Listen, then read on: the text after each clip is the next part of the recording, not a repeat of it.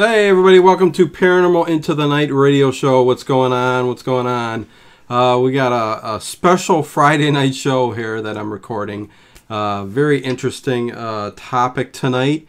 I'm usually on top. This is a wide-ranging show of topics and stuff like that. Rich, I see you in the chat. Thanks for showing up. Check out the Paranormal Code on PSN Radio Network. He's going to be going live later tonight, so check him out. But anyways, yeah, wide-ranging topics. I got somebody very interesting that I wanted to talk to here. We'll be talking vampires, Therians, Otherkins, Pagans. We'll be talking about the communities, the clans, a whole lot of different subjects here. There's I put down listener discretion, beware of the subject matter, people's religious beliefs, stuff like that. It's a thin line, so, you know, just a little discretion there. So, yeah, where can you find us? Okay, where can you find us? On Facebook, you can find us Paranormal Into the Night. We got a Facebook page and a group. The group is very interactive, very cool. Got a lot of stuff going on all the time, so check that out. Like the Facebook page. Rich is just saying no video. No video, Richard. It's just audio, man. This gets shot back up to all the other places I put it, so there you go. But what else can I tell you? YouTube, you could check out and subscribe there, although that's a dwindling platform. But anyways, check it out. Subscribe there. Where else are we? Paranormal UK Radio Network. So go check them out. www.paranormalukradionetwork.com.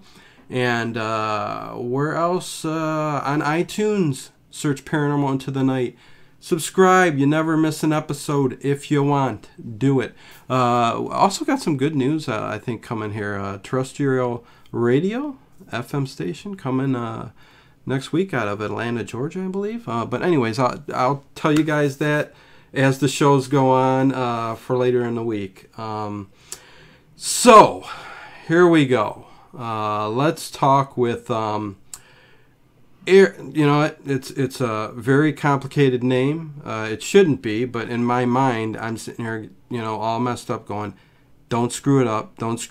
But anyways, it's Armand van Rehemdorf. Okay, that's as close as I'm going to get. I'll have him tell us about it. But hey, are you there, Armand? Yes, I am. Cool, thank you. I got close enough, I think, didn't I? Armand? Yeah, I think you're breaking up on me. Uh-oh. Let's hope. Oh, there we go. Okay. There we go. Okay, there you go. Okay, so, yeah, your name is Armand van Rehemdorf, right? Close. Close. Armand van Rehemdorf. Okay, there you go. Okay. Yeah. Cool. Well, thank you very much for coming on here and talking. Thank you for having me. Yeah, no problem. I am very interested in the subject. I'm interested in the movie vampires. Okay, the lore. Yes. Of course I am. Anne Rice, Vampire Chronicles, one of my favorite stories of all time. The Vampire Lestat is beautiful. I love that character. Which is why the new... I'm sure you've heard of Anne Rice, and she's going to get it on TV. I don't know if it's going to be Showtime, Stars, HBO, something like that, but I'm very anxious to see who she's going to put in the character for Lestat, because I have him in my head, and even when Tom Cruise played him, and he played him okay, I could not get the image of who I thought Lestat was out of my head. Yeah. Well, out of the two characters that were played, Lestat, I have to give it to him too. You know, he did a very good portrayal for the first book. Oh, right. I mean, he did a good job, but you know. I mean, it's when you read a novel or a story and you're so... Exactly. You are the screen. You're the movie. You're the director, and everything that is in your mind is not always what's going to happen on the big screen. And you know that's the problem we have when we go from reading books to seeing the movies and the TV shows. Is things get kind of convoluted between the two, and because we've put our own mindset of what we think it should be, and for sure. It's a big disappointment sometimes. Other times it blows us out of our minds. Yeah. I mean, there's another one, The Hobbit. I mean, it has nothing to do with what we're going to talk about, but I read the book. I've read every single one of them. I read the books, but I had a totally different version of who everybody was supposed to look like, and it wasn't even close. But the movies were great. I loved them. So, So there you go. Yeah. Yeah. Well, for me, the movies almost got my portrayal of the events and everything down from what I had seen when I was a kid in my own head while I was reading the books. I mean, it came really close. Granted, again, the actors aren't going to look exactly like what's being portrayed in the books and all that. So but I love the movies. I love the books even more when it came to the Hobbit and Lord of the Rings and all that. And so I'm hoping they'll continue the series with Silmarillion. And we'll see how they do with that one. Yeah, that's a darn complicated book, man. Oh God, yes. That would be more geared towards a TV series than a movie, but that's my opinion. Oh yeah, I mean you can certainly pluck plenty of things out of there to make movies from. So well, yeah, exactly. But I mean, the way that the book, the Silmarillion, is written, it's it's a bunch of short stories, and that would be more geared towards a weekly or bi-weekly movie night on TV. To where you could run a 2-hour-long movie on just that one little section and probably take up an entire year. So, Yep. That's a good Tolkien for you, that's for sure. Oh, yeah. So let's get into... let me do this one last thing here. Sorry, I'm still messing around with... getting some of these links out, but let's get down to the nitty gritty of what I got you on here for. Alrighty. And you were nice enough to say, "Hey, let's come on. You like to educate people." And that's kind of what it's all about here. And I like I said, I love the movie. Hollywood version of vampires and stuff like that. Oh yeah, everybody does, and again, it's that whole mystique and the wondrous feeling of the belief of immortality and the hopefulness that it lies behind it. And so we get caught up in the myth for a lot of people, but unfortunately, that's not always the truth. Right? And that's the big problem we're having. Is you get a lot of the younger kids trying to mix the two together, and they completely clash. And yeah. Well, yeah, so, I'd say if the younger people or crowd, the kids who try to get into this, really don't understand how deep it is, and I mean it's almost. I'm not going to say a religion, but it's something. Well, there is some spirituality behind it, right? But it's. Well, I'll tell you what. Let's just stop right here. You tell me what you are all about, what your clan is all about, and what you do. Because I know you got a lot going on, but we'll start off with vampires in general. And you don't believe yourself to be a true blood-sucking vampire, right? I am not a sanguinarian. No, I am a Psyvamp. Now, the thing is, when it comes to popular belief in vampirism, a lot of people, again, they look at the movies, they look at, the role-playing games, and they get this idea of what, their hopes and their dreams of, of this mysterious figure in the night. And most of us are just sitting here thinking, oh my God, really? Because, we're not immortal. Right. We live and die. We're human beings. We're trapped in this corporal body for however long, we decide to stay here. Mm-hmm. And, we either go by natural causes or some idiot down the line decides to take our life, whichever one comes first, may the gods choose wisely. Exactly. But one way or another, we're going to die, Okay. So that, that's a complete and utter myth. The whole, superpowers and all this other stuff. No. Yes, we do have, a lot of us look younger, but then again, we also don't go into the sunlight a lot because, everybody knows you go into the sunlight a lot, you start to wrinkle faster. You don't go into the sunlight, your skin stays nice and smooth. Right. So that's the majority of the reason why we look younger is because a lot of us, we take care of our skin, we take care of ourselves.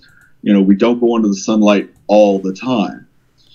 Some of us are, I wouldn't say allergic to it, but some of us are allergic, some of us are not. Some of us are more sensitive than others to heat and sunlight, and but again, garlic doesn't have an effect on us. Crosses, no effect. That's all myth.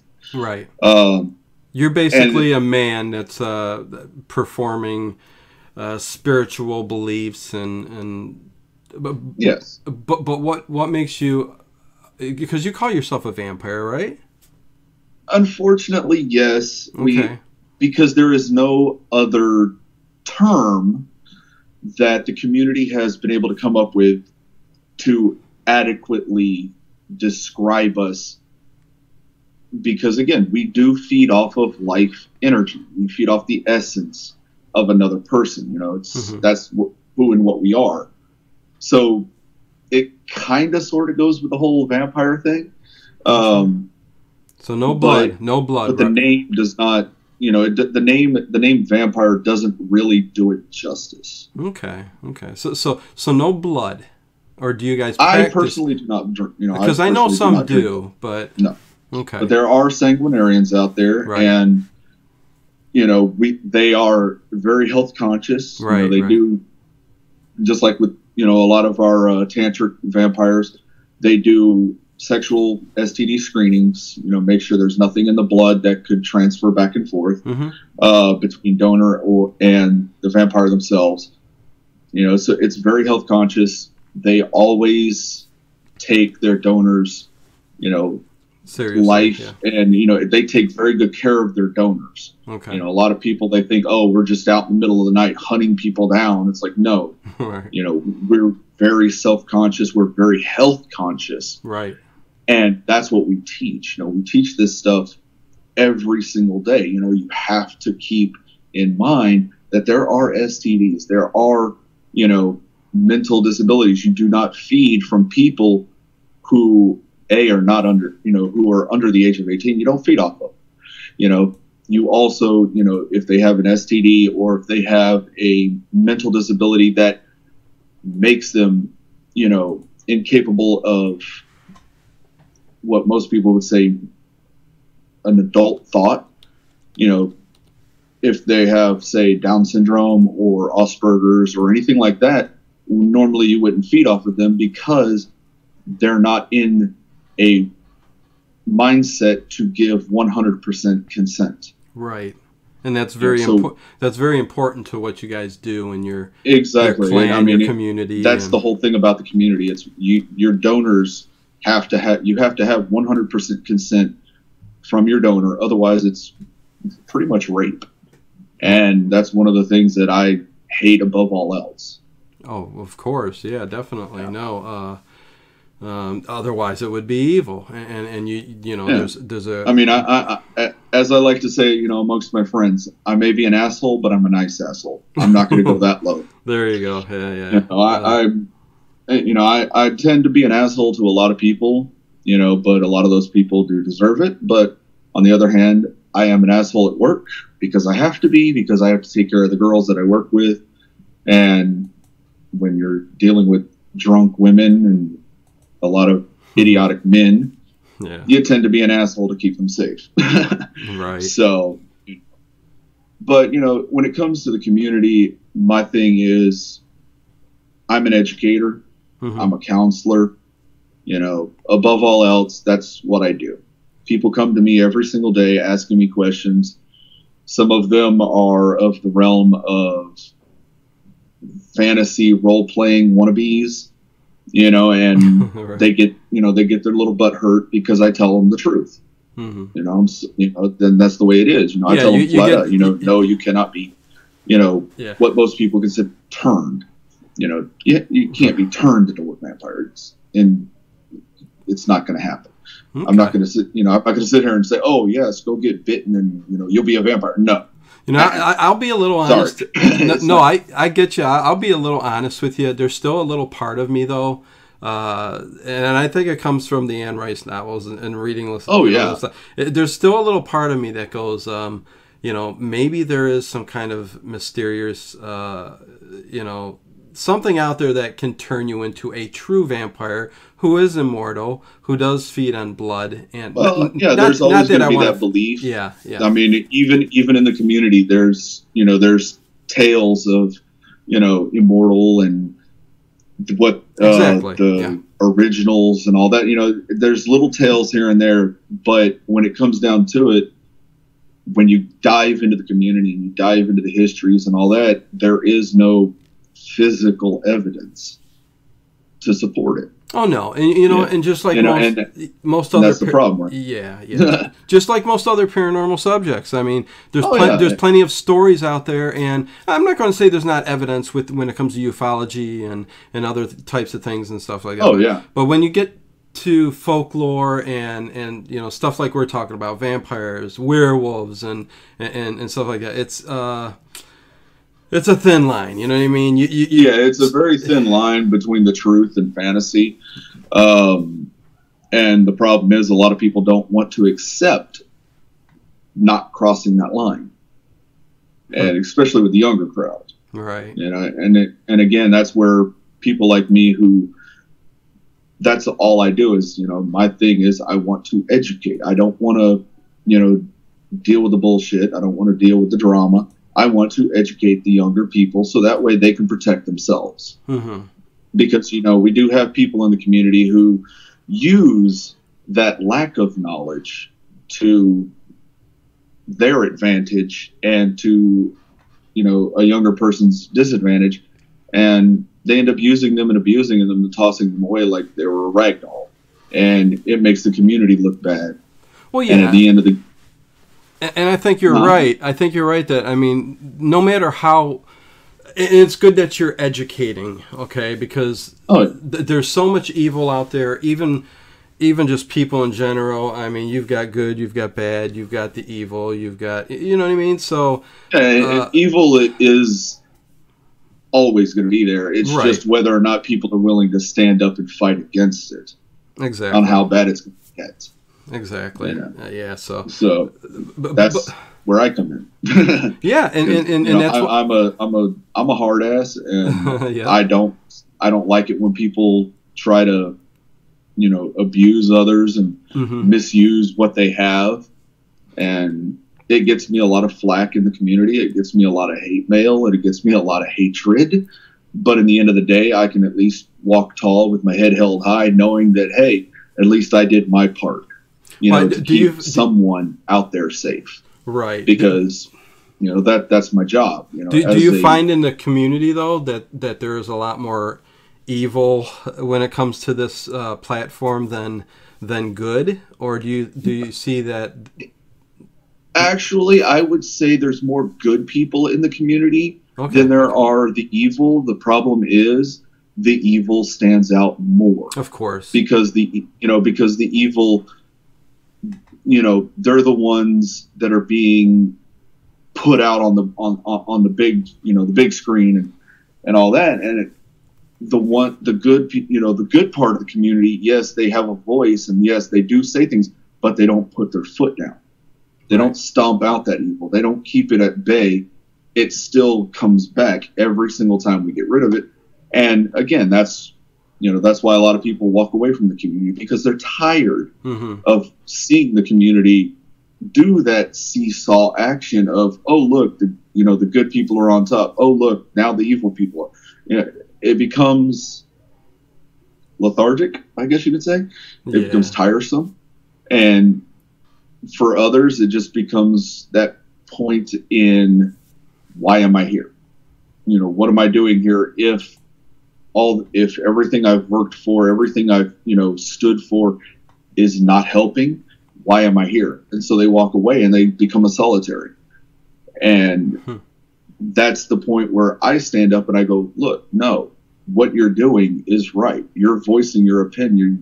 You're saying, you're telling truths. You're saying your stance and you're giving your opinions, and people are listening. And that's all you can do. The only thing you can do is open your mouth.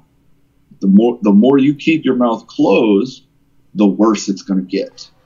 Right. It's hard to get people to stand up, and I mean, once they're beaten down from, like you said, you can just have one story about one incident, and it could just destroy a whole community. Exactly. And it spreads like wildfire. And that's just our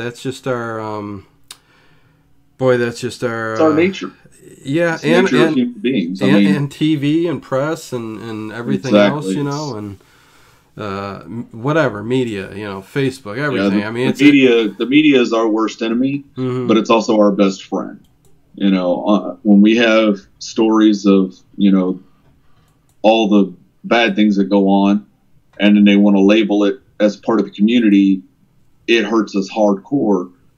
But when there are people like me and other members of the community who sit down with the media and explain the truth, then it starts to spread a little bit further, and that light starts to shine brighter every single time we do it. And that's why we do it. Because we're tired of seeing our community and the people within it represented on such a bad note.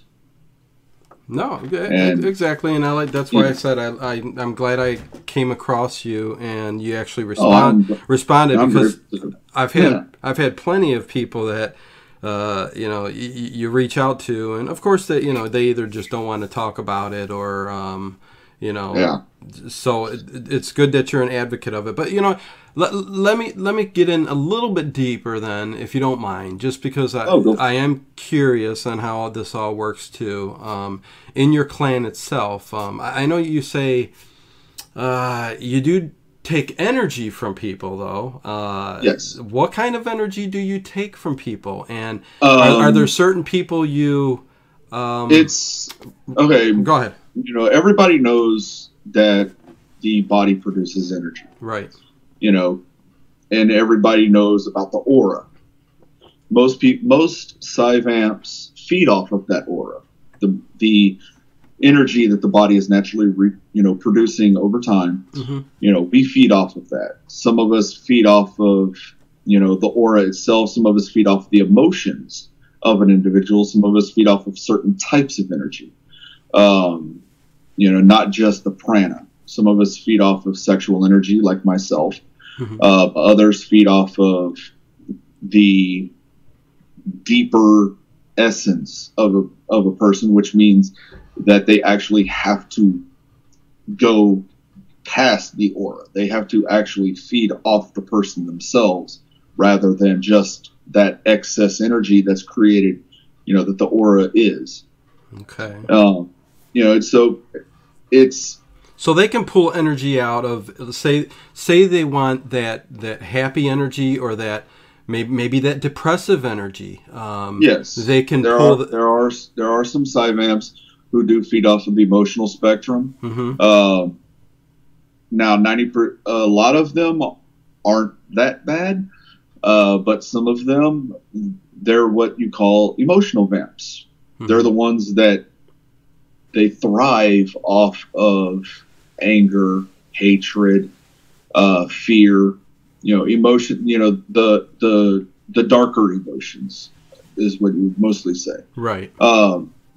Those kind of vampires, those kind of emotional vampires are the ones that we try as a community to look out for, because they are the ones that cause a lot of the problems.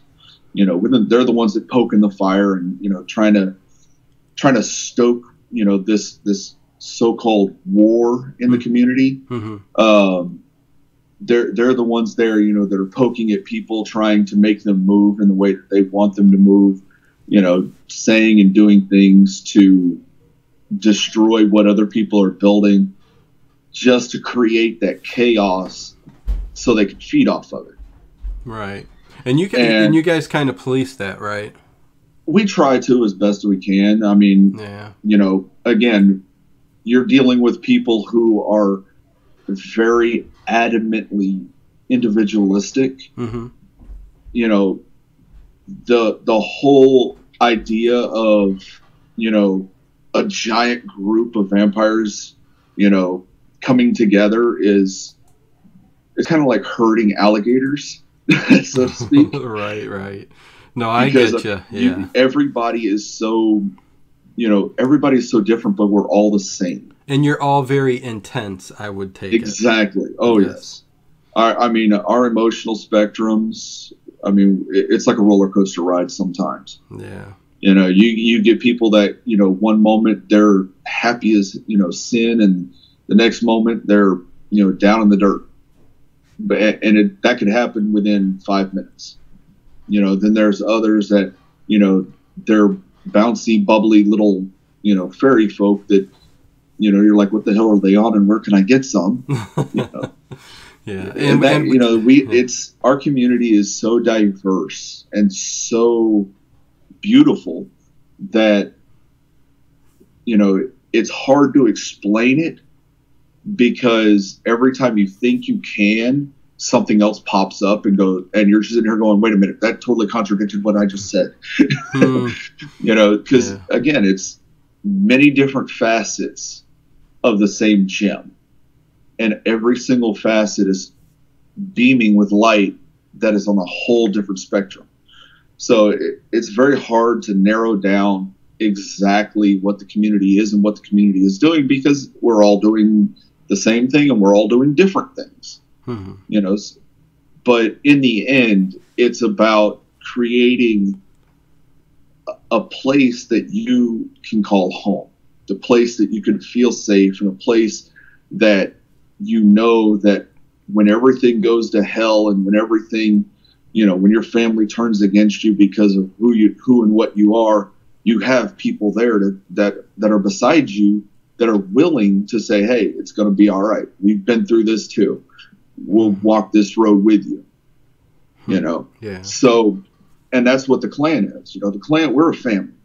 You know, we're a really, I wouldn't say clusterfuck family, but we're very diverse, and we're very, you know, open about who and what we are, because we're spread out. You know, I've got, you know, we've got houses and, you know, packs in there all over the U.S. We've even got a house in England. So, I mean, we're very, you know, we're really spread out. We cover a lot of areas. We try our best to work with the community members and the organizations that are around that particular house or that particular pack or coven or whatever.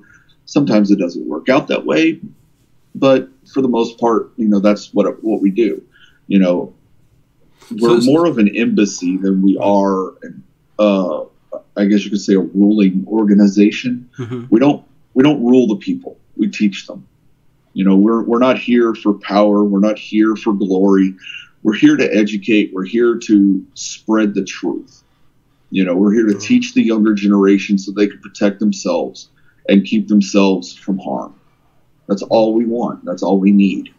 So when you say you have houses and stuff like that, you know, all over yes. the United States, do you mean that, I mean, you actually live in a community together, in a home? Well, no. It's what we call a house is, it's similar to don't mean to sound dumb, but organization. You know, yeah. Each house is an organization built upon its members. Okay. It can't, you know, yes, usually the leader of the house invites everybody over when they're doing meetings or gatherings and stuff like that. Mm-hmm. But they usually try to meet in a place where it's, you know, everybody can come at the same time. It could be at somebody's house. It could be at a restaurant or, you know, a bar or whatever. Mm-hmm.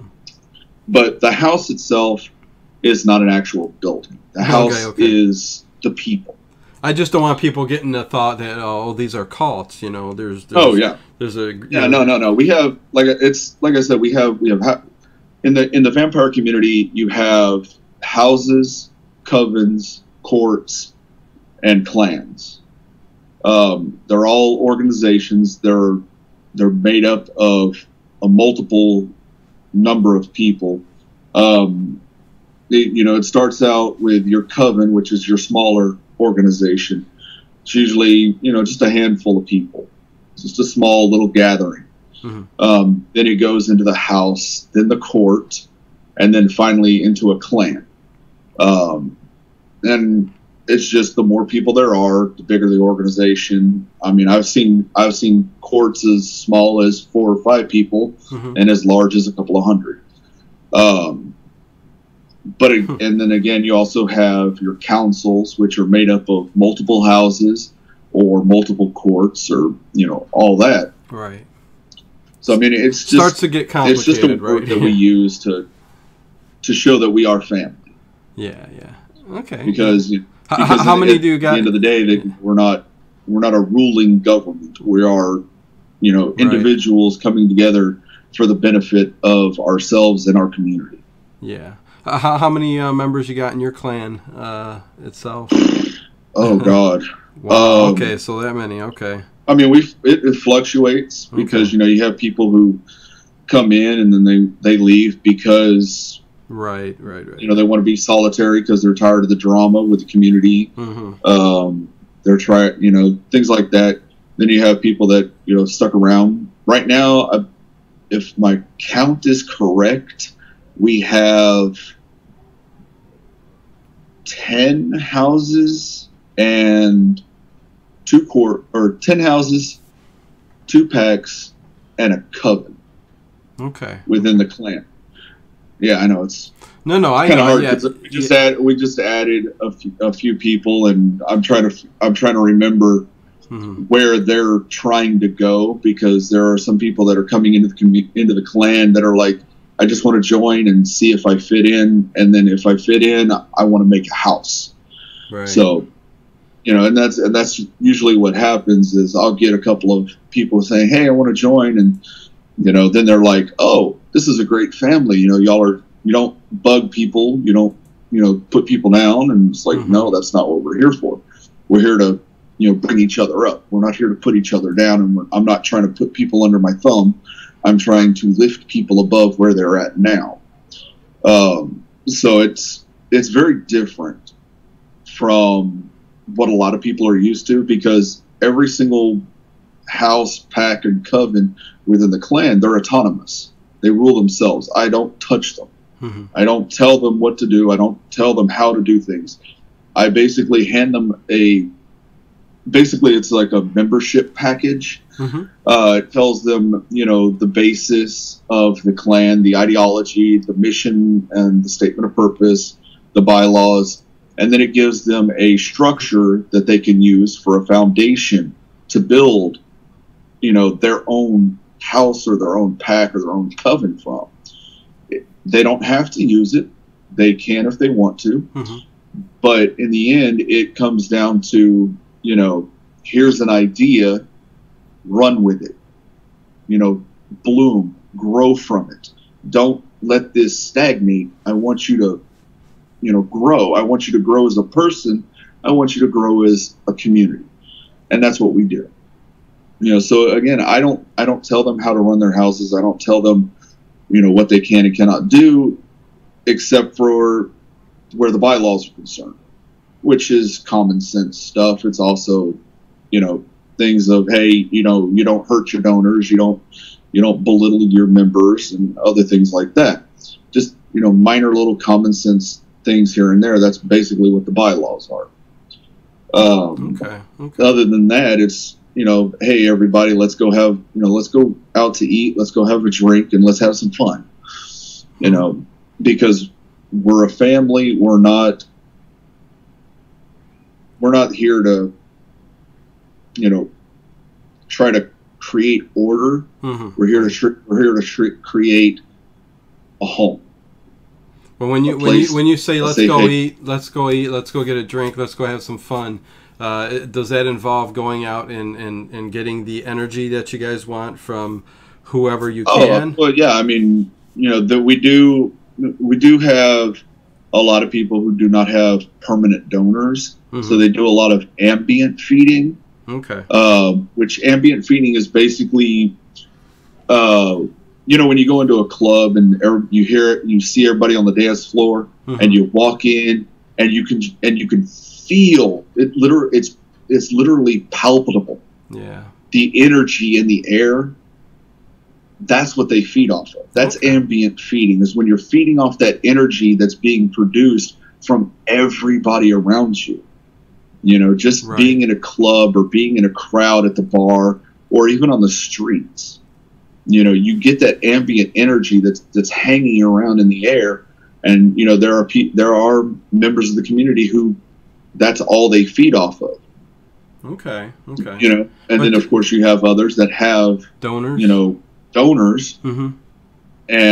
But they will still feed off the ambient energy because, again, you don't want to feed off your donor every single day. Otherwise, you're going to drain them dry, and then they're just going to be a vegetable. They're not going to be able to, do anything. Right, and there's ambient energy and everywhere all the time. And that's a lot of people give me flack because I'm a DJ and I work in a strip club. It's like, well, I'm a tantric vampire. The strip club is the perfect place for me to feed off of ambient sexual energy. Right. I go in there for 8 hours a day, and it's like, hey, I've got a buffet sitting in front of me. Wow. Yeah, I was going to get to this towards the end. Talk a little bit. That's mainly the reason why I do it. Yeah. I was going to get to towards the end of the show here, or a little bit later, that and the Kajira and stuff like that. Oh yeah. But I do want to get into the Therians and Otherkin and a little bit of pagans. Talk a little bit about that too. But let me get back real quick to the actual donors. Who are these people? Do they actually come to you? And how does that work? Yeah, they end up. A lot of them find us, but on the other hand, sometimes it's just your boyfriend or your girlfriend, or even a good friend or family member, that allows you to feed from them. It's it can be literally the girl next door, or it can be some CEO. Well, how about the ones that you don't know who they are because they're normal average people. Well, how about the ones who actually seek you out and find you? I mean, I've had. What is their purpose? What is their purpose? Like what? Why do they come to you as a donor? Do they want to get rid of the negative energy, the positive? I mean, most of them. The main reason why they become donors is because they know that we need it, and it's it's a gift. They are giving us a part of themselves. You're creating a relationship where it's deeper than just a boyfriend, girlfriend, or husband and wife. It goes beyond that, because when you're literally taking in somebody's energy, their life force, it creates such a bond that it's very hard to ruin that. It causes a lot of backlash, and for them to say, hey, I want to be your donor, that is like the ultimate relationship status. Right. Especially in the community. I mean, because especially like you have the sanguines, they're feeding off the blood. That is a very intimate act. That's just, it's just as intimate as the tantric vampires, and a lot of people don't realize that when you're feeding off somebody's blood, you're literally taking them into you. So it's creating a very intimate and very intense bond. And a lot of the donors, they understand what they're doing. They understand why they are a donor. It's a need to be of use. Okay. You know, they have this need that they want to give. They want to be able to say, yes, I am this close to this person. It's not just for most donors, it's not about the whole, Hollywood stereotype. Oh, look at me. I let a vampire bite me all day long. No, it's, hey, I'm in a very close, intimate relationship with this person. So intimate that I will let them, cut me or drain me of my energy. And again, we're talking about the, you guys actually, educate and do it the right way. And I mean, yes. there's of course, because we teach them, hey, look, this is what you need to do. This is what you need to have available at all times. If you're doing sanguine feeding, we tell them you need to make sure that everything is, hypoallergenic. Everything is sterile. You need to make sure you have clean, first aid kit, cleaning, bodily cleaning supplies, alcohol, peroxide, all this. There's a whole thing that goes into doing sanguinarian feeding that a lot of people don't think about. Mm-hmm. It's like they just think, oh, you just grab a knife or you just chomp down on them. It's like, no, you have to do all this stuff before and after. You have to do a lot of, before care and a lot of after care when it comes to your donor. Otherwise, you deal with infections, you deal with, STDs, things like that. And you don't want that. Everybody is extremely health conscious when it comes to the vampire donor relationship. And that's what's good about the clans and the order and what you guys are. The community in general. My clan is a lot different from other clans and other organizations. Again, each one of our houses or our packs and our covens are autonomous. We come together as a family. We don't come together, to create rules or to rule people. Right. We are here just for mental, emotional, and moral support of the people who wish to be a part of our family. We're not here to say, hey, you need to do it this way, you need to do it that way. That's not how we do it. We say, look, this is this is the path you're on. You can go this way, this way, this way, or this way. It's your choice. We give you the option. We lay everything out in front of you. We're not going to sit there and say, oh, you only have this choice and this choice. We're going to say, these are all of your choices. And now it's up to you. We'll walk this path with you. We'll guide you. We'll show you, we'll teach you everything you need to know, as far as we can. But in the end, it's your choice. It's your destination that you have to go through. We're not going to sit there and push you in one way or another. So, I mean, it's a very open, loving relationship when it comes to the clan. Right. And that's the way we try to deal with things. We are a family. We're not just a name.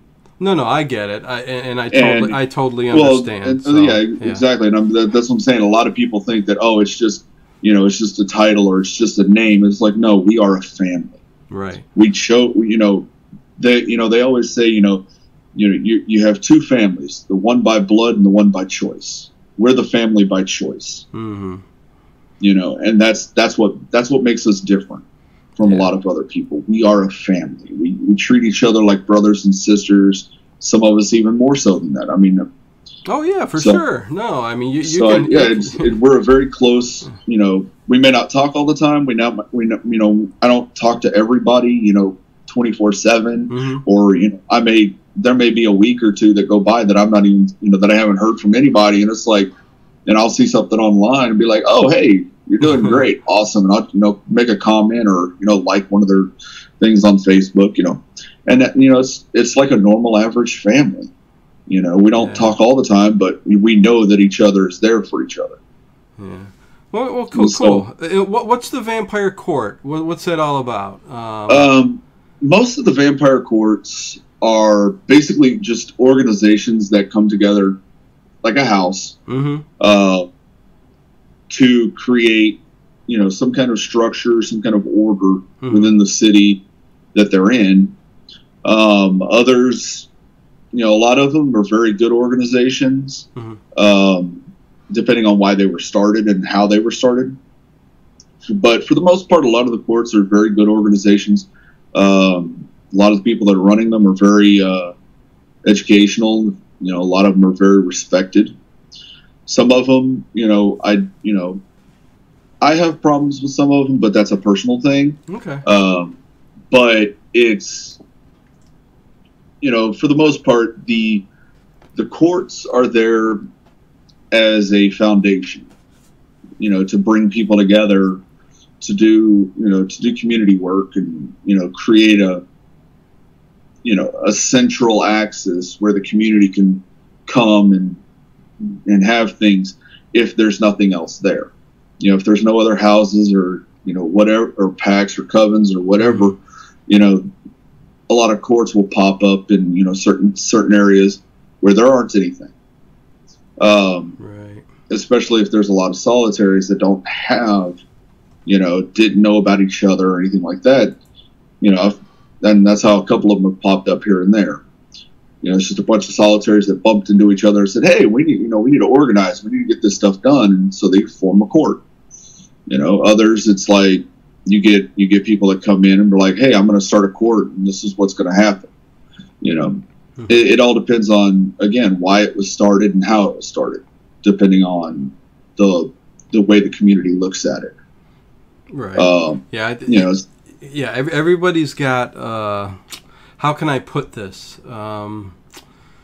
Everybody has needs and urges, and that's why I'm keeping an open mind, and I'm telling everybody to keep an open mind. Everybody has. Always. You always. So to have something. Right. So to have something structured, even when it comes to the drinking of the blood and parts of, it's always good to do it, because you're going to always have people out there who's going to do it the wrong way, just like anything. So exactly. And again, there's really no right or wrong way to run an organization unless it's harming someone. If it starts to harm the people that you're trying to bring together, then there's a problem. But if you're not causing harm, if you're not,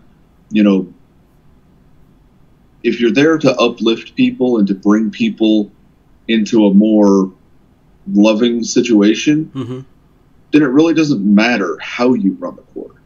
You can be structured, you can be unstructured, you can be a total clusterfuck. But it's the idea behind it that sets the stage of what's going to happen. So it's. I get you. Like I was taught. I was taught that our job as leaders in the community is to educate, to guide, and to respect. And sounds like a leader. That's the way I was brought up. I was brought up learning, educating myself. I've got a library of like 6,000 to 8,000 books on a hard drives. Seriously? It's massive collection of a clusterfuck of metaphysical and magical stuff that I still haven't had time to put online into the clan's library. Right. Okay. I mean, there's a ton of books, but the thing about it is, rather than education, the community has become more of a party, I guess you could say. Or party oriented. They want to do these lavish things, and it's like, okay, that's cool and fun and all that stuff, but if that's your only out when it comes to bringing people together, then that might be a problem. Because if you're not there to, if you're just there to party all the time, then where's your education? What are you teaching your kids? What are you teaching the youngsters? What are you going to teach the newly awakened? It just shows. It's like hey, look at us. We're, we throw these lavish parties. It's like, great. But let's get back to the education. Let's get back to the community. Let's get back to the people. Screw the shiny lights and the disco balls. Let's put a school together. Right. And those have actually started popping up more and more in the last couple of years. I've seen more communities starting to edge towards the educational side of the community. And so that actually makes me very happy, to see this throwaway of the limelight and the throwaway of the party scene and all that, because people are getting tired of it. They're getting worn out on, it's the same old, it's like, wow, lights and shiny disco balls. It's like, okay, cool. Let's do something different this time, they're getting tired of it. They're tired of spending, hundreds of dollars on a ticket just to go someplace that they spend another $200 or $300 on a gown or a suit, and just for one night.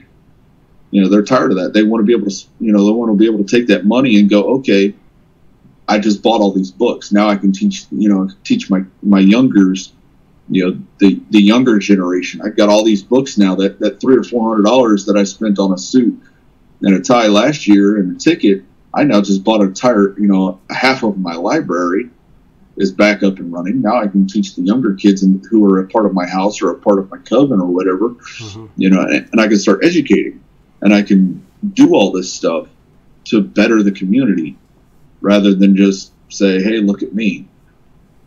Cool, I get you. How about we move on a little bit and talk about, because sure. I'm curious about the Therians. Am I wrong in thinking those are the wolves, right? Yes and no. Therians are therianthropes. There are not just wolves. They're felines. Okay, there you go. Yeah. Birds. They're everything, every kind of Therian you could think of. Not just the wolves.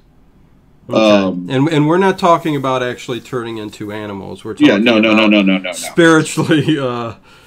Biggest misconception ever. Right. Nobody in their right mind has ever said once that they actually turn into an animal. Right. Well, there is such thing as phantom shifting, which is similar to phantom limb syndrome. Oh yeah. Where when you shift mentally and spiritually in such and it becomes so strong that you start to feel as if you had those limbs, or you had that tail, or you had those wings, and it becomes something similar to phantom limb syndrome, to where it's not there, but you can get that tingly sensation like it is. You don't physically shift. That's a total lie, and it's a total misconception. But yeah, there's you have your wolves. Darn, so there's no werewolves, huh? And the vampires aren't chasing them down and killing them and fighting them? I'm joking. No. I'm joking. Too much vampire. But no, there's never been a real war of the Therians and the vampires. That's a total myth.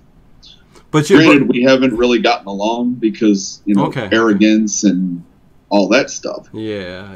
But there's never actually been a huge blown out all bloody war or whatever.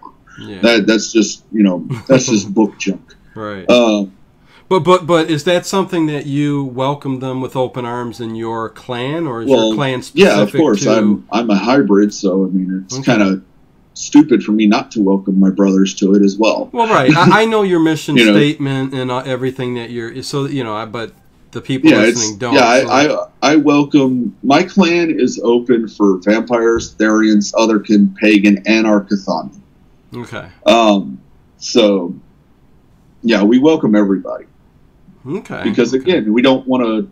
My thing is, I would rather have everybody in an open room with a foundation of trust, learning from each other's differences because of our similarities. And a lot of people think, oh, well, vampires and Therians, they have nothing in common. It's like, yeah, we do.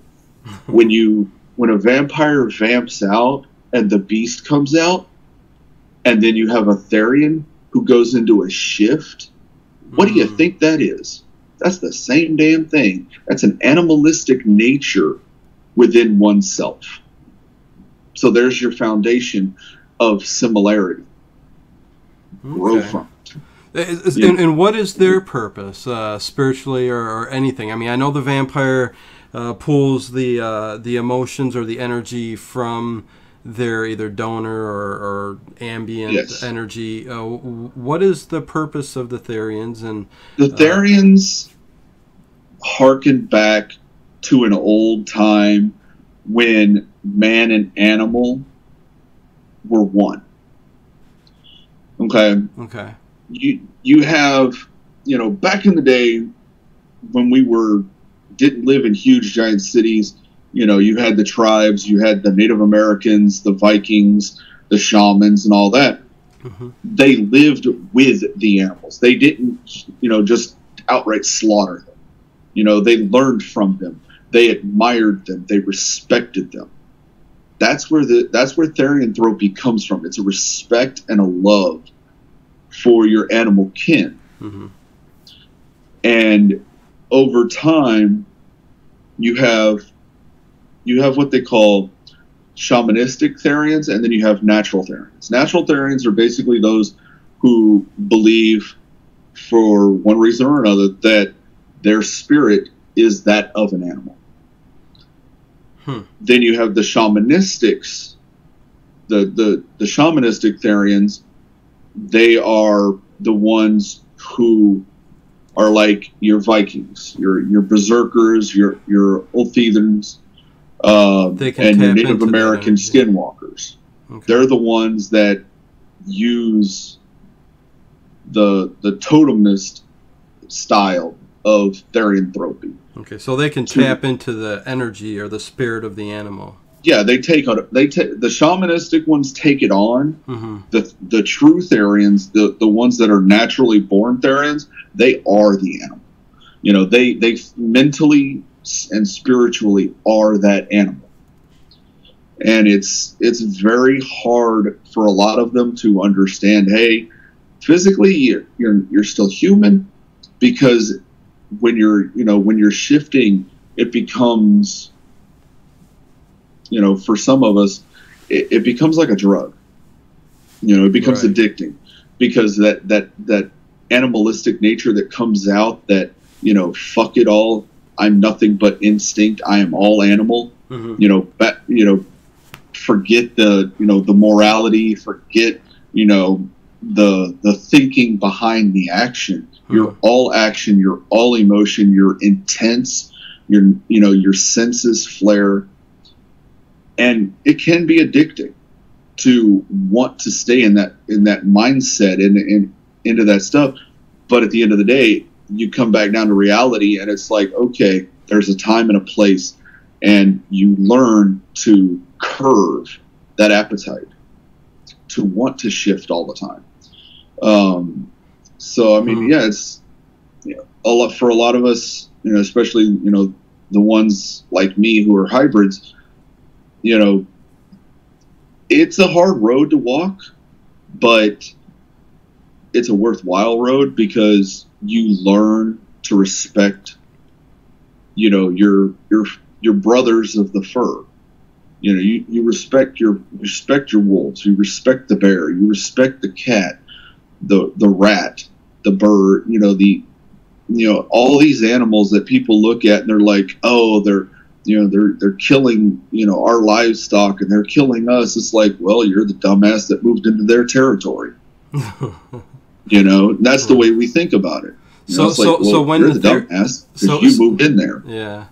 So when when the Therians actually tap into that, say it's a wolf, say it's whatever, a lion, whatever, feline, they can become dangerous then? If they are, it seems to me that you said it can be dangerous, uncontrollable a bit. So, for the most part, mm-hmm. it can be dangerous, whether or not they lose themselves in it. Okay. because a good, honest, trained Therian, someone who's been doing it for years and has understood the who, the what, the when, the where, and the why, they can control it for the most part, unless you piss them off to that point where they redline, right? And then they just, go 100% berserker. Then you're just fucked. Yeah. But yeah, it's all about control. It's all about knowing when and where it's acceptable, and knowing how to control yourself when you're in that shifting mental state. Well, you being a hybrid, I got a couple. I am what the I am actually what they used to call back in, I guess you could call it what they used to call the first and second age in the community. I think that's the correct term, if I remember correctly. It's been a while. I am what they used to call Canis lupus. I am a vampire whose animalistic nature is not of a dragon or a beast. I am an actual wolf. Then I'm also a Therian whose major therianthropy is of the wolf, but I'm also a raven. Hence hence my last name, which is Rehamdalf, which is the Old Norse for raven wolf. Okay, excellent. So it kind of ties in together. The question is though, have you ever lost control? Oh yeah. Okay. I've lost control a few times. Yeah. It was mainly due to people pissing me off. I had an instance where somebody put their hands on a woman in front of me, and I blacked out, and I damn near beat him to a bloody pulp. And then, of course, probably the most memorable blackout shift that I had was when I had a pet wolf. Okay. And it wasn't my pet wolf, it was my mother-in-law's pet wolf, and she had attacked my kitten that was just born and ended up killing it. And I found out about it while I was at work, and I went straight home and, saw the kitten, and I blacked out, and I went after the wolf, and me and the wolf went toe to toe. And yeah, that was not a good night for me, because I would not think. I couldn't remember half the shit that I did to that wolf. But yeah, she never went near any of the cats again, and every time I walked in the room, she bowed down. So I must have done something right. Okay. But it's like I said, it's with me. Most of my shifting is emotional based. A lot of my hardcore shifting is emotional based. Yeah. Unless I'm doing what they call an astral shift, which is similar to astral travel. You're just not in your normal, spiritual human body. Yes. Or an animalistic body. But yeah, it's taking yourself on a journey in your animal form. Taking yourself on a journey in your animal form. Yes, the astral traveling part of it. Yeah. No, that's the basis of an astral shift. Yeah. You also have the astral shifting of communion, where you're not only in your astral animalistic form, you're communing with other, animalistic sides in the astral plane and the like. It's there's different types of shifting. Each one has its needs. So can you when you do that, can you actually reach to the other side and see other spirit forms of other animals? And you know what I'm saying? I personally have never done it. Okay. I mean, I couldn't say whether or not other people have. I don't really ask people about their shifts, because to me, the shifting is personal.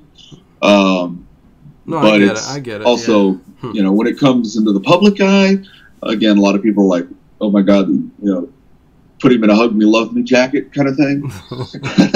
Yeah. So, a lot of Therians don't like to talk about it as much. Some do, some don't.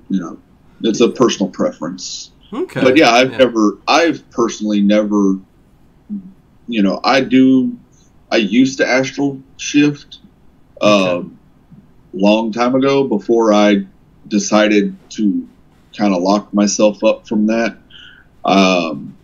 because with all the drama and all the stuff that's going on, I've pretty much locked myself down. I don't do any astral traveling anymore. I hardly ever do any meditations, which I used to do a lot, which helped with my Therian side. But yeah, I'm just basically a giant shield wall, 20-foot thick wall right now. Okay. So I haven't really shifted astrally in a while. I've done a lot of mental shifting and a lot of phantom shifting over the past couple of years. But yeah, I'm hardly ever done anything else because. What's the difference between the mental shifting and the phantom shifting? They're pretty much the same thing. The only difference between mental shifting and phantom shifting is the intensity. When you're doing a mental shift, it's literally just, it's like a light switch going off and on. Turn it off and you're you in your all natural human self. You flip the switch and you turn into your animal. It's animalistic nature. Your senses get keener. That sixth sense that you normally would have is a lot sharper. You don't have I guess you could say, the mentality of a human anymore. You don't give a shit of your actions. Mm-hmm. It's animalistic nature. You're intense. It's instinct. You don't get the reason behind what you're doing. You just know that that's what you want to do, so you're going to do it. Mm-hmm. But with the phantom shifting, it's the same thing as a mental shift. It's just a lot deeper. It becomes to that point where your mental and your spiritual state are so in tune that it starts to represent itself internally in the body, where you will get that feeling of those claws, or you get that twitch of your tail, on your tailbone. Your shoulder blades will itch, or they'll tingle from the wings that you sprout, things like that. But when you look in the mirror, it ain't there. You know that you're not the animal. You just feel those limbs, and you feel that extra oomph, because it's your mental and your spiritual combining in such a strong sensation that it manifests physically. And that's as close as you can probably that's get as close to. As the phantom shift is the closest thing you'll ever come to a physical shift. Huh. Because you can't, again, your physical shifting is impossible. It's scientifically and it's literally physically impossible. Well, you being a hybrid too, and I'm just bringing this up again. If have you ever tried to shift on the Therian side while working your vampiric side, pulling off some energy? Yeah. Okay. That's a long story. Yeah, I was going to say basically. Again, I'm a tantric vampire, so I feed off sexual energy. I feed off the energy that's created during foreplay and especially during intercourse. Mm-hmm. So yeah, I have left a few scars here and there from when I got too deep and I shifted in the middle of sex while I was feeding and got a little carried away. Okay. Yeah. Wow. Okay. Yeah. We'll just leave it at that. No, I get you. And hey, it's one of those things. I didn't really hurt the woman. It was more of a surprise to both her and me after the fact, because I didn't know I did it. Because usually when I'm feeding, and if I'm feeding during the act, I go into a very deep feed, Okay. to where I black out half the time. Right. So it's, and that's why I asked, because being it's hybrid, like I said, I've left marks. I've left fang marks across women's backs and across their necks and things like that. But again, I've never actually injured somebody while I was doing it, which is a good thing. Because I do have a pretty strong jaw, but but you've got the control too. So, but but again, I have shifted during when I was feeding, but it was mainly due to excessive feeding and the smell of of things going around, and it just kind of, that animalistic nature just clicks and takes over. And I get you. Yeah. Okay. It gets a little fun sometimes, and sometimes it gets a little weird. Yeah. Okay. Hey guys, I'm asking the questions. That's who I am, man. This is Paranormal. Yeah, and I'm sorry to say that I am very blunt with my answers. I'm not going to sugarcoat shit. I don't want you to. That's that's what this is all about, man. You wanted the blunt truth, and heck yeah! No, that's exactly what I want. Is for sure. I've listened to every.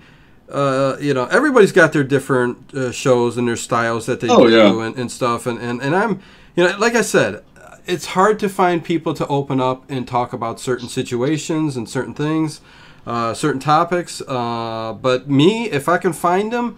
Hey, we got freedom of speech, man. We could talk about whatever we want to talk about. We've got a platform. Exactly. If you don't want to hear the topic, you tune out and all that good stuff. So, yeah. So, but you know what? Hey, and that's why. That's why. And again, if they didn't want to learn, they wouldn't be here. Exactly, and I keep an open mind to everything. Good or bad. I really do keep an open mind to, because, oh God, we can go deep into just about every topic and subject. But anyways, how about Otherkins? How are they different than the Therians? They are or is it the same thing? How to explain this? Vampires, Therians, and Otherkin, they're all a part of the same group. Okay. The only thing that's really different about them is their aspects.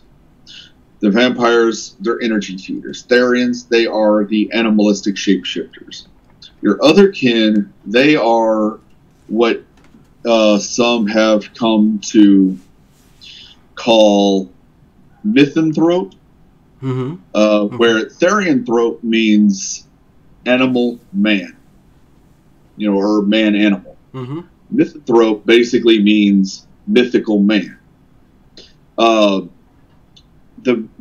Otherkin are your dragons, your fae, your elven beings like that. They are the ones that, for spiritual purposes, spiritually and mentally believe that they are something other than human. Again, dragon, spirit fae, form, though, right? I mean, you're talking spiritually, yeah. You have a whole plethora of different types of Otherkin, even more so than the Therians themselves. Right. And Therians, they're like everything with paws and everything with gills and wings, and any kind of animal you can think of, there is a Therian. Pretty much. Okay. I've never really met an insect Therian though, so I can't really say that. Yeah, they're not too vicious, most of your mammals, your fish, like your whale, your porpoise, things like that, your bird, and of course your wolf and your cat. But your Otherkin, again, they are the dragon, the fae, all the mythical creatures, elves, things like that. And again, you can really, with a lot of the Otherkin, you can actually see it in them. They're the ones that are born with that different mindset that you come upon them and you're just like, there is something totally different about you, and it is amazing, and I don't know what the hell it is. You know, I mean, I've met natural, some natural Therians that, would throw you out of the water, and I've met some beautiful otherkin that, I mean, you could look at them and go, you're a fae, or you're an elf, or yeah, you're definitely a dragon, So it's the mindset, it's the physical features manifest themselves sometimes, Yeah. And it's just it's amazing because the otherkin and the Therians, they're beautiful people, and with the Therians, it's an animalistic nature. With the otherkin, it's this otherworldly, delightful oomph that they have about them. No, I get it. Yeah. So it's very it's very enticing, and it's very what's the word I'm looking for? Magical? Well, that didn't even put the that's like a whole it's a whole different level than that. Okay. But yeah, I mean it's pretty enticing, and it's just unbelievable how they can keep you.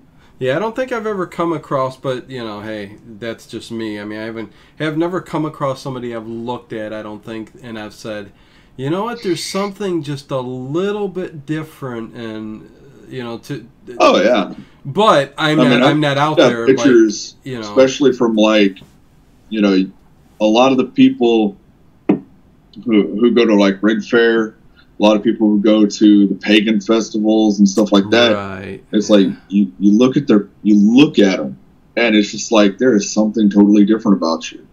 That's where you'll find them. You just can't put your finger on it, but just like there's something different about you that makes everybody turn their heads. Wow. And that's usually what you find with the otherkin is when you find an otherkin, you pretty much know. If you've been around otherkin before, you pretty much know. Okay, that's something totally not all human. Have you ever met one? Spiritually, they're not all human. They're something above that. Have you ever met one and known it and said, "Hey," oh yeah. Have you dug deep times. and have you dug deep and asked them about that? Oh yeah, I've dated them. Really? Okay. I've dated many fae. Okay. I've dated a lot of fae. I've dated a few elves. So were they elves in their past lives, or? Were they elves in their past lives? Probably. Okay. I'm just trying to get. And again, that's the otherkin belief. The main otherkin belief is reincarnation. That is the biggest belief within the otherkin community, is that you are otherkin because of what you were many lives ago that has come into this life. The spirit that you were then has somehow manifested itself within you, even though you're in a human body. That's the biggest belief within the otherkin community. The other is, it goes along with the paranormal side. The star seeds. Okay. They believe that they are from, that they're descended from a crossbreed of alien and human. You have a lot of other kin who, have that belief, but the majority of them, it's past life passed down. Okay. Your soul from a past life has crossed over many times and has plopped you where you're at now, and you're stuck in a human body, but mentally and spiritually you are this other creature. Yeah. So, but okay. Yeah, I mean, it's no, that's and a lot of people look at it. It's like, oh, they're crazy. No, I mean, you got people who believe in reincarnation for thousands of years. Because I would say that. I mean, if I was curious if you talked to, like, see, if I got somebody that I knew that, and I knew that they can their past lives they were elves. I would ask them, like, where are they now? I mean, are they just, is that something in folklore that elves have just passed on and you know, become what we are today? You know what I'm saying? I'm just, you know, are there elves, are there some of these other kins truly out there still to this day? You know what I'm saying? Present day, you know what I mean? Yeah. And again, it comes down to, you know, that whole belief.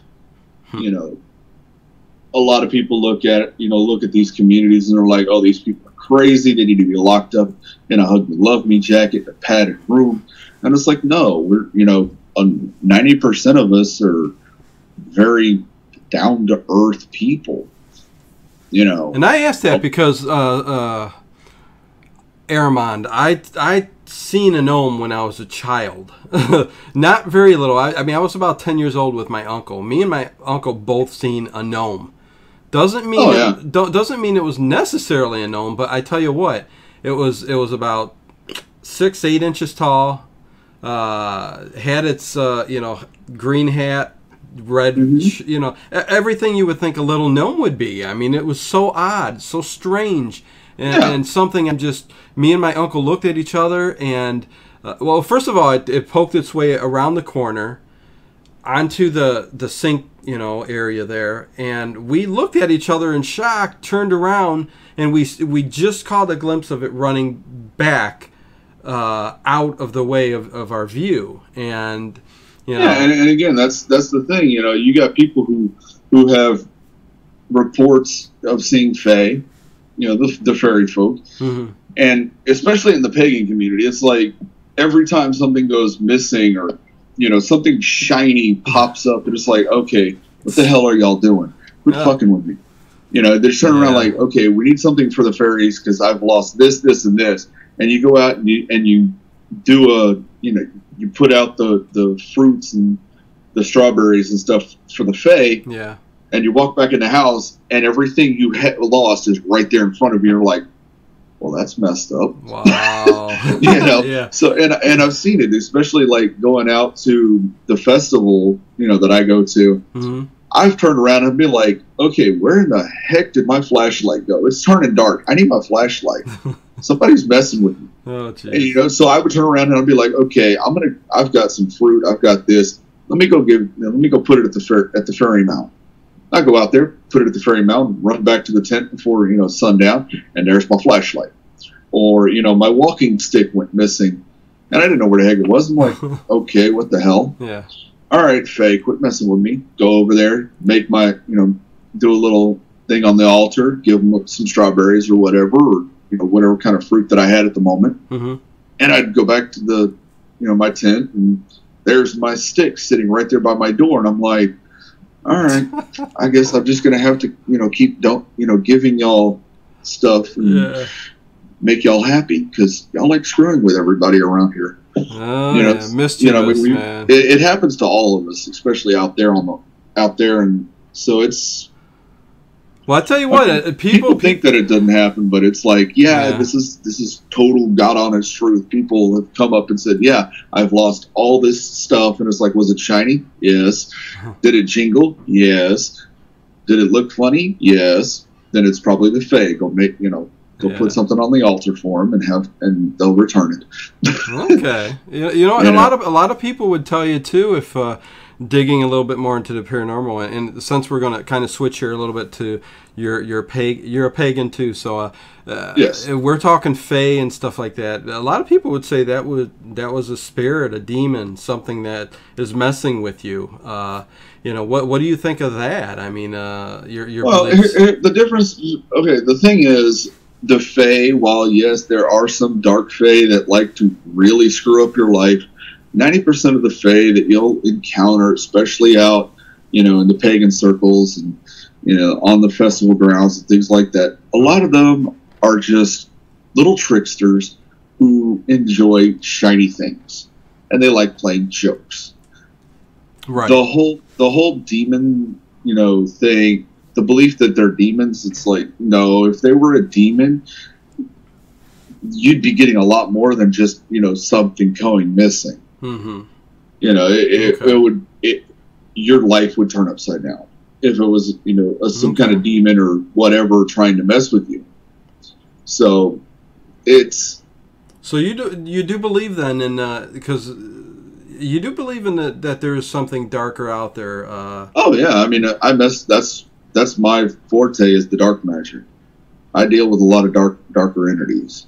Oh, okay, really? Okay. Yeah, I'm a. Okay, well, let's get into that a little bit. Yeah, then your paganism and your beliefs on there. Yeah. So yeah, it's like I said, it's most of the people's beliefs that it's a demon are the ones who fear the difference. Mm-hmm. They fear different things. They don't like to learn about the unknown because they fear what it might represent to them in their lives. Right. Okay. And I hate to say it, but 90% of that kind of people are the Christians. They don't want to deal with all that stuff because they don't think about it. It's like, okay, yeah, you have a demon. Whoop-de-doo. There's something you can learn from that because they're there for a reason to mess with you. Either they're there to tempt you or they're there to push you over the edge or they're there to destroy something that you don't need in your life. Because if they're there, if some entity is there, they're there for a reason. Right. Either to play a joke on, they're either there to teach you a lesson, play a joke on you, to lighten your mood, to teach you that life is not all seriousness and, you're putting your nose in a book, to live a little. That's what the Fae are there for, is to teach us to, to laugh and love and to get over ourselves. The demonic entities, they're there to harden you. They're there to teach you that, life is not a box of chocolates. Right. It ain't. It's not. It's, well, you got that box right. of chocolates is a boatload of crap. Yeah. It can, yes, it may smell sweet, but in the end, it's all bullshit. Yeah. But, that's the whole thing. It's, you're here, you're born, then you die. Everything in between is what you make of it, and it's how you deal with the things that are given to you. Mm-hmm. You can be mopey, you can be, sad that you've gotten something so horrible done to you. Yes, learn from that. Take it to heart. Realize that that's not you, that is, an outside interference. You are who you are. How you deal with things is based upon other people and other things. Mm-hmm. And that's what they're there to teach us. They're there to teach us every aspect of ourselves so that way later in life we can control that. And if we haven't learned it since then, when they do show up to teach us that lesson, it's going to kick us in the ass because we're not going to know what to do with it. Interesting. At least that's the way I was, that's the way I was brought up to think about it. Because again, I've dealt with, the demonic side, the entities, the darker stuff. I've played with Ouija boards. I've played with spirit boards. I've played with, the black mirrors and things like that. And it doesn't scare me because I know the first rule is respect. You respect them. Yeah, they're probably going to kick you in the ass, but at least in the end game, you're going to earn their respect because no matter what they did to you, you showed them respect. Okay. Yeah. Any interesting occurrences with the Ouija board, or? Not really. Okay. I mean, I've had ups and downs with the Ouija boards. I've had complete and utter duds with the Ouija board, where absolutely nothing happened, right? And other things we just couldn't explain, and other things we were just like, this couldn't be real. This is probably just some other, something fucking with us. Yeah. It could be our own minds. It could be, something else trying to, scare us, and we'll just forget about that for now. Okay. I mean, we've never had anything like you'd see in the movies where people getting, tossed around. And, Hollywood. There's none of that junk. No. I mean, I've gone over this many times. I used the Ouija board to to not to goof around with, but to really, try to reach out to the other side and to commune with them. Yeah, and I've had nothing but, good things and success from them. I've never actually ever have had anything bad. I mean, the only time I've only ever gotten something so-called bad is when I was actively trying to, ask a question on that end of the board, and I got the answer that I needed, and then the answer that I didn't really want, but I needed it. Okay. So, it's all about how you deal with it and how you go about it. If you're just there to play games, then you're probably going to get screwed over. If you're there in seriousness with respect, and and you show that respect in everything that you do when you're dealing with the spirit boards or a black mirror or any other thing, you're going to get the God's honest truth. But if you're just there dicking around like a little, like a sick little kid, then you're gonna get what you get, because they don't really like being played with. No, I get it. Yeah, totally. you got to have respect going in, and you know what you did kind of gloss over here, and if you don't want to talk about it, that's okay. Which part? That you do deal with the dark side of. Paganism. Well, I mean, my patron deity is on the Celtic side. My patron deity is the Morrigan. It's the triple goddess of war, death, and destruction. She's also the goddess of lust, sensuality, and sex. Okay. But on the Norse side, my patrons are Loki, which everybody knows who Loki is. Yep. Fenrir, which is the giant wolf, the wolf of destruction. Okay. Jormungandr, if I think I pronounced that correctly, the world serpent. The guy, he's Loki's son who eats the gods, basically. He encircles the world. Then you have Hela, which is that's my girl. She's the goddess of the dead. She's the one that oversees the land of Helheim, which is the place where all the bad people, the people that didn't lead honorable lives and didn't die an honorable death in battle. Yeah. If they don't go to Valhalla and they don't go to Freya's realm, then they go to hell. And she's been my patron for years, and I mean, I've practically killed myself. I should have been dead years ago. Wow. And they just don't want me gone. They're like, nope, you're not ready. It's like every single time, nope, you're not ready. Jeez. I mean, I have beat myself up and I have worked myself to death multiple times. I've gone to the hospital, because I've dislocated both my knees, and I've fallen off of a tower or two, and it's like, hey, get back up, do it all over again that day. It's like, just throw some ice on it when I get home. I mean, like I said, I should be dead right about now, but they're just like, nah, you can stay there for a little bit longer. First time that happened with me was when I got run over. I was riding my bike when I was about 12 years old, right here down the street where I live, and had a couple of teenagers drag racing down my road, and I had my headphones on, so I couldn't hear them coming. And when I looked up, the first car had already hit me, spun me around, and I smacked straight into the second car. He didn't even have time to swerve or nothing. Rolled over that car, landed straight onto the last one, and I played Superman after that for about a good 10 seconds before I hit the concrete and slid about 20 feet. Wow. Yeah. So, I mean, that should have killed me, but I got up and walked away. How old were you? I was 12. You know what? That's exactly it screwed up both my knees. I mean, my left knee was completely twisted and mangled and all kinds of shit. I was gonna say, and I popped it back in place, stood up, fixed my bike, and walked home with a bloody face and everything. You know, it's funny. I had that happen.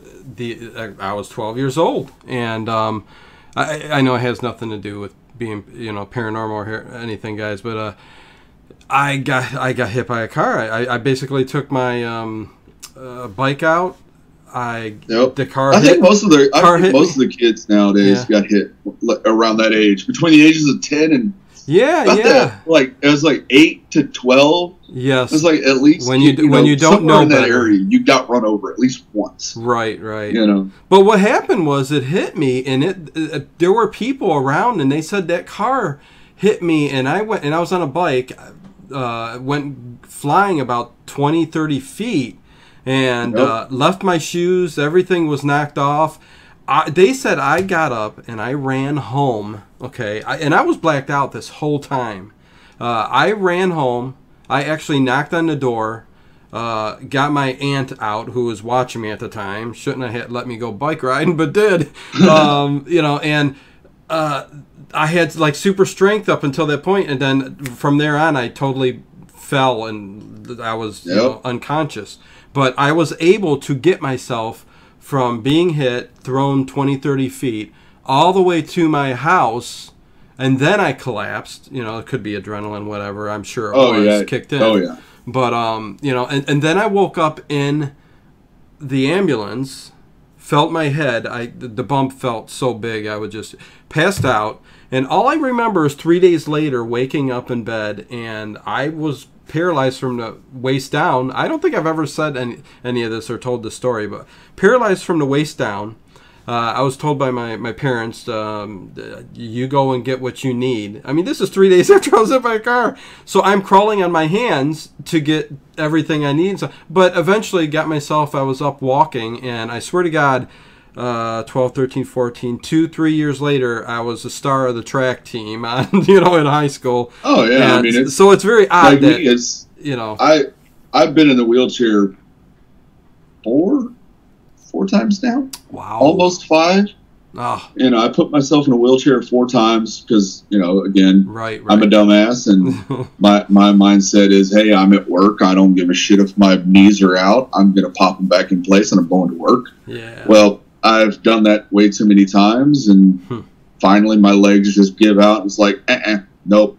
I don't care if your kneecaps are back in place. We're not operating. We're divorcing you for about 6 months. Wow. So, I mean, I've sat up in a wheelchair for, anywhere from 2 months to almost a year. Mm-hmm. And do you reach out, being a pagan, for any strength? It's just that thing of, I get tired of being in the wheelchair, and I'm like, enough of this shit. I'm standing up. I'm going back to work. Okay. I'm done. Yeah. I'm done being lazy. I'm in this wheelchair. This ain't me. I'm done. And I'd get up and I'd kick myself. I'd scream. I'd be crying. Yeah. Going back to work because I'm in so much pain. And I'm like, I'm sorry. I got a job to do. I got freaking, I got to make this money. I don't care how little of money I'm making. I've got to get something. And I've done that multiple times, and that's probably why I'm in such bad shape now, is because I put my job before my health.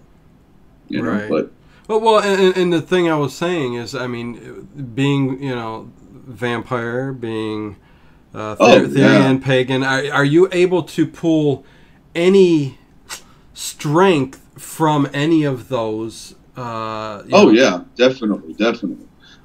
I mean, like when I actually have a good feeding regimen, I mean, my energy levels are so high that I can run 10 miles and not even feel it. Okay. I've had it to where, I was a couple of years back, I had a really lovely donor who kept me fed really regularly, and I felt like fucking Superman. I would sit there and I would just bust my ass every day, and by the end of the day, I'd be like, oh my God, this hurts so bad. I want to crawl in bed and cry. And I'd go over there and I would sit with her and I would just soak in her energy.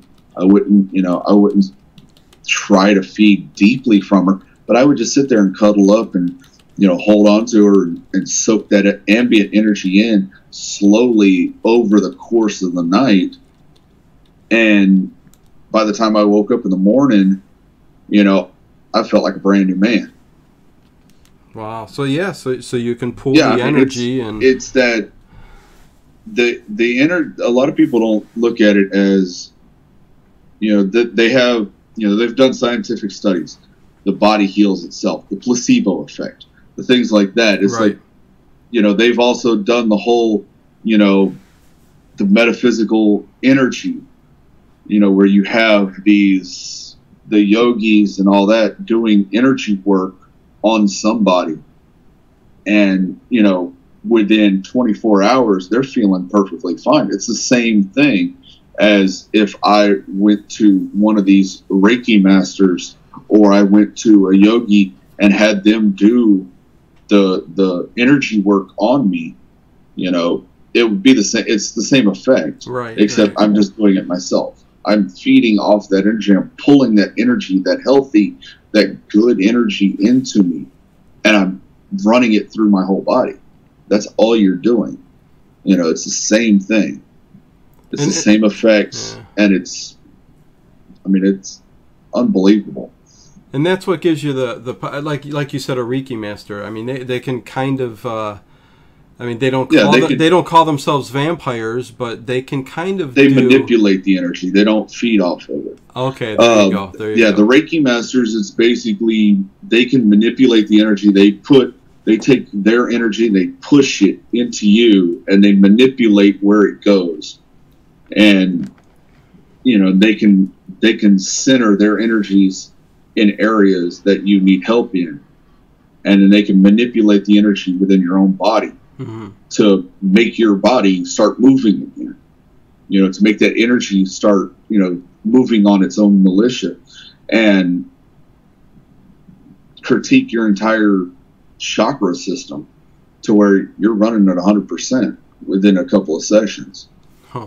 Whereas, with a vampire, yeah. With us doing it to ourselves, we know exactly where it needs to go, and we can just pull it in, throw it down there, and, it's kind of a quick, fast, in a hurry. Mm-hmm. Sometimes it's not. Sometimes it takes a couple of hours. Right. Sometimes it takes a couple of days. But at the end of the day, we know where we're hurting. So we, when we're feeding off of someone, we put that energy that we're feeding off of down into that area. And I've done that for years. Like when I've had my knee problems, I, feed and put all my energy, push all that energy into my legs, and my legs would, my whole lower body would go numb for a day or two. And eventually, after the numbness wore off, I'd be like, okay, I can, start to move my legs better. Yeah. Then a couple of days after that, move more. And then eventually, within a week or two, of me finally getting tired of it and just started feeding and just pushing that energy there.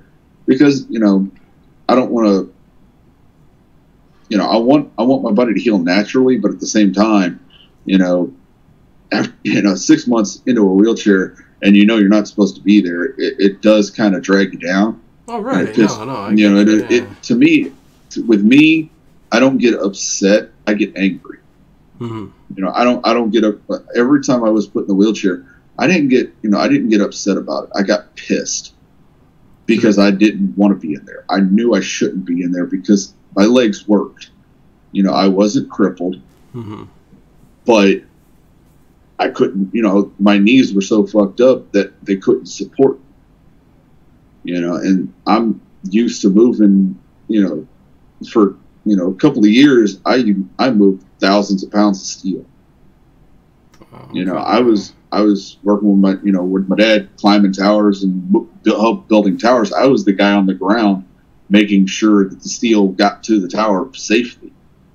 So when you have a 20-foot tall, 2-ton piece of steel hanging in midair, your legs have got to be pretty strong. So that's how I moved that's how I moved those tower pieces, was with my legs. So my legs were strong. My knees, on the other hand, after about 3 or 4 times, not so much. Yeah. No, I hear you with the pain. You know, that's for so sure, I had to be a little careful. Mm-hmm. You know, granted, sometimes I didn't have a choice and ended up screwing myself over to get the job done, but the job got done. Yeah. Well, it's a good thing you're a vampire practicing. You know, you're a Therian, you're a pagan, so you can control a little bit. Even though a lot of the rage and anger has gotten you, you know, pretty rough, you know, around the edges here, you can pull some energy, and you can pull some energy to kind of help a little bit. So I get that. Yeah, it's a lot of people don't realize that, you know, when a vampire feeds, it's out of necessity, but when they feed for a purpose, that purpose usually gets met. You know, if they need to heal, if they're not feeling well, and they need to feed to, you know, to get their body to do, you know, to jumpstart that healing process, it works. You know, that healing process does kick in a lot faster than normal. Yeah. You know, but if you've got a vampire that hasn't fed for, you know, a couple of weeks, they're going to look like they're, you know, down in the dirt. They're going to look like they've had the flu for a month. Wow. You know, if they catch a small cold, it's going to kick them in the ass. But if they're, you know, if they're well fed and, you know, they keep up on a regimen of, you know, at least once or twice a week, and it's constant, their body's going to react to that, and their bodies are going to feel 100% better. And that's one of the things that a lot of people don't understand about it. It's like, how does somebody, you know, go from being lethargic and, you know, tired all the time, you know, depressed, once they start feeding on a regular basis, and once they get all this energy into them, they're a whole different person. Yeah. You know, it's a 180 degree turnaround from who they were when they weren't feeding to who they are now. You know, and then of course it's the exact opposite. You get somebody who's, you know, happy and joyful and has everything going for them, and then all of a sudden they lose their donor, and then they start going downhill. You know, and sometimes it, you know, manifests outwardly. You know, all that depression and everything from not being able to feed, you know, it kind of kicks them in the ass, and, you know, so it shows on the outside. Yeah, I think a big part of the, you know, the community is, you know, is having the donors and having some outlet and being able to, you know, take care of your needs and stuff like that. So, you know, I was gonna get into, which we've got about 10 minutes left. So, I guess we can maybe stay away from the Kajira. I don't know. We could touch on it a little bit. I don't. That's up to you. Yeah, I mean that probably. I'm pretty sure there's some people that are wondering about that too. So yeah, you know what? Tell me a little bit of. I know it plays into your vampiric side and your Therian side, and actually all sides. So yeah, it's okay. The long story short. Okay, there you go. Long story short, a Kajira is a slave. Right. The word Kajira base is a Gorian word. It comes from the Gorian community, which is based upon the Chronicles of Gore written by John Norman. The Gorian community took those books, took the philosophies and the ideologies and all that behind it, and turned it into a philosophy and a way of life. Similar to what the vampiric community did, the Therians and all that. We took everything and kind of made a lifestyle, a community out of it. The same, the Gorian community. The vampiric community also took that word Kajira as the same thing as it was. That in the vampiric community, we do have what was called a Corvan Pact. It's basically, the Corvan Pact is, I believe that's the word I'm looking for. It's basically a pact between, you know, a master and a slave. Right. And yeah, it's the Corvan Pact. It's the master is the what's the word? Trying to remember it. Yeah, we hit on a touchy subject. It's so hard to remember all the words and everything that we use in the community. But they when somebody goes into a Corvon pact, they're called a Kajira for the submissive. Mm-hmm. So the vampiric community is actually using a Gorian term, but it's not as strict as the Gorians use it. Okay. With the Gorians are 24/7 total power exchange MS relationship. The Corvon Pact is similar, but it's a lot more malleable. I guess you could say you can mold it into your own. Okay. But with the Gorian community, it's pretty strict. But the way I use it is, and I've gotten a lot of flack from the Gorian community because a lot of the Gorian community doesn't know that the vampiric community uses it. I call it the New Age Kajira, which is basically a Kajira that is not only trained as a normal Kajira would be trained, which is as a maid, anything and everything that a wife does, a Kajira does. We'll just leave it at that. Okay, yeah, right.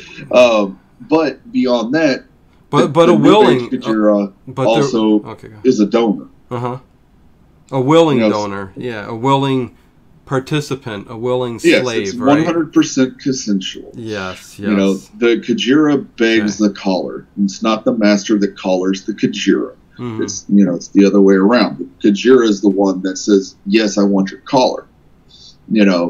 So again, it's 100% consensual. There is no ifs, ands, no buts.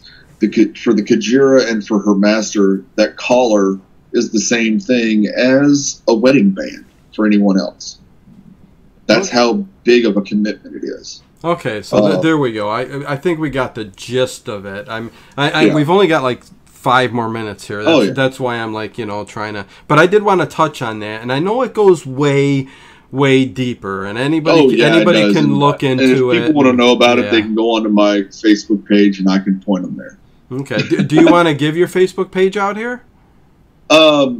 Yeah, I've got a whole bunch of Facebook Well, what's your main one? I mean, I think, or just go to your name. The main one to get to everything is Reverend Aramon Sebastian Van der Hamdelth. And you know what? I'll tell you what. Everybody can just look on the banner and anybody who's listening is going to see the banner, okay? Yeah. And it's got your name on there. On Facebook. Yeah, look him up, and it's. I went down and looked at all the things that you did, and I'm like going, "Holy cripe, you're I know. I took a lot of load onto my shoulders, and a lot of people are asking me why the hell did I put that much stress on myself, and I'm like, it's who I am. That's how I am. I'd rather take a lot of shit on my shoulders than have to put it on everybody else's. Yeah, no, I hear you. Yeah, definitely. And that's the biggest difference about me. I don't like other people taking, all the load. I want to take all of it myself. And if people help me, I'll give them a little bit of it, but not all of it. Yeah. No, I hear you. So to sum this up, okay, and I mean, this was an awesome interview. I really did enjoy this. You made for a great person to talk to, Aramond, and I appreciate it. I really do. Oh, thank you for having me. Oh, no problem. Really quick, in like 2 minutes, if you could like kind of sum up again, like your message for vampires and your clan, what would it be? For my clan, it's just that we're family. That's the bottom line. We're not here to rule. We're not here to put people under our thumb. We're here to walk side by side with them on their journey. Okay. For the community, my message for the community would have to be, don't stop learning. Okay. It doesn't matter if you don't agree with it. It doesn't matter if it's the same shit you've heard. Yeah. Always learn, because everything changes and people grow. And you can't, and I'm sorry, but only a fool says he knows everything. Right, and there's good and evil in everything. Exactly. So you have to learn. And you have to know the difference. Exactly. So there you go. That's I think we made our point there. I think that's where we can end it. And again, Aramond, thank you very much for coming on with me. Thank you. This was awesome, man. I enjoyed very much talking to you. You're very knowledgeable, and appreciate it, man. Oh yeah, no problem, man. I enjoyed it. Like I said, if you have any more questions, just let me know. Cool. I've got a website that we're putting together for the clan. I've also got a bunch of sites and groups on Facebook that has a lot of information on them. Okay, so cool. Yeah, more than welcome to have at it. Okay, cool. And I'm going to actually send you a Facebook message here after the show, because I had a quick question, but I'm not going to answer. I mean, I'm not going to ask on here. Okay. So, so there you go. I will leave you go, and I will end the show. And again, I will talk to you maybe another time, okay? Oh, yeah, definitely. I'm more than happy to come on. I enjoyed it. Okay, cool. Thank you very much, man. You take care, and I'll be talking to you, okay? All right, you too, man. Have a good one. Okay, take care, man. Bye. Bye-bye. Okay, there you go, man. It's that was a little bit different of a show that I usually do. Okay, it's still paranormal. We're talking vampires, Therians, Otherkins. I mean, so it's all in that paranormal realm. Okay, I love the show. I thought it was a great show. So there you go. With that said, be sure to check out tomorrow night. I'll be back on at 11 o'clock with Zeta Talk, star Digiacomo. And we'll be talking on the show then too. And Sunday I got a show. So I got three nights here of shows. Okay. And I'll put a banner up tomorrow for our show for tomorrow. And Sunday, Rick Ormond, who was on Coast to Coast maybe a week or two ago. I'll have him on. Okay, yeah, I said so there you go. I am who I am. How about that? And so there you go. It is late. I'm going to jump over to the Rich Giordano show on PSN Radio Network and check him out. And I also forgot to throw out Ancient Aliens Worldwide. Check out his group. And Orion Rising. And Dave Plouffe. Yes, Sunday too. I got Rick Ormond. He's going to be a great guest. And tomorrow night, yeah, so there you go. I'm getting tired here, as usual. It's getting late. But thanks, Dave, and everybody else who showed up to listen. I thought this was a very cool topic and a very cool guest. And I thank Aramond again for coming on with me. And I got to end the show, you guys. It's 1 a.m., so you guys take care. Peace, love, and the paranormal.